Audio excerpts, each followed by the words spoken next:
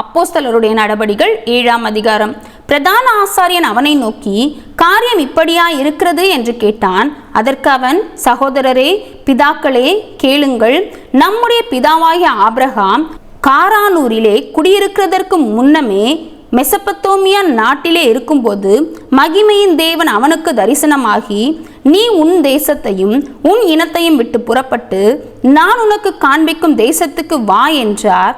அப்பொழுது அவன் கல்தேயர் தேசத்தை விட்டு புறப்பட்டு காரானூரிலே வாசம் பண்ணினான். அவனுடைய தகப்பன் மரித்த பின்பு அவ்விடத்தை விட்டு நீங்கள் இப்பொழுது குடியிருக்கிற இத்தேசத்திற்கு அவனை அழைத்து கொண்டு வந்து குடியிருக்கும்படி செய்தார்.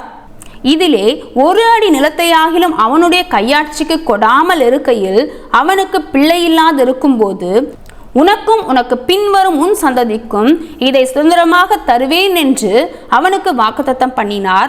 அந்தபடி தேவன் அவனை நோக்கி, உன் சந்ததியார் அந்நிய தேசத்தில் சஞ்சரிப்பார்கள், அத்தேசத்தார் அவர்களை அடிமைகளாக்கி 400 வருஷம் துன்பப்படுத்துவார்கள். அவர்களை அடிமைப்படுத்தும் ஜனத்தையோ நான் ஆக்கினைக்குட்படுத்துவேன். அதற்கு பின்பு அவர்கள் புறப்பட்டு வந்து இவ்விடத்திலே எனக்கு ஆராதனை செய்வார்கள் என்றார். மேலும் விருத்த சேதன உடன்படிக்கையையும் அவனுக்கு ஏற்படுத்தினார். அந்தபடியே அவன் ஈசாக்கை பெற்றபோது 8ஆம் நாளிலே அவனை விருத்த சேதனம் பண்ணினான். ஈசாக்கு யாக்கோபையும், யாக்கோபு 12 கோத்திர பிதாக்களையும் பெற்றார்கள்.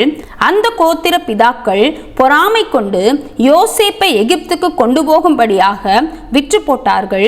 தேவனோ அவனுடனே கூட இருந்து எல்லா உபத்திரவங்களினின்றும் அவனை விடுவித்து எகிப்தின் ராஜாவாகிய பார்வோன் சமூகத்திலே அவனுக்கு கிருபையையும் ஞானத்தையும் அருளினார்.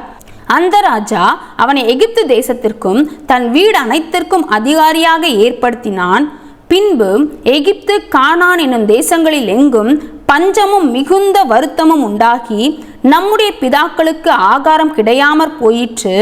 அப்பொழுது எகிப்திலே தானியம் உண்டென்று யாக்கோபு கேள்விப்பட்டு நம்முடைய பிதாக்களை முதலாந்தரம் அனுப்பினான். 2ஆந்தரம் யோசேப்பு தன்னுடைய சகோதரருக்கு தன்னை தெரியப்படுத்தினான். யோசேப்புடைய வம்சமும் பார்வோனுக்கு தெரிய வந்தது.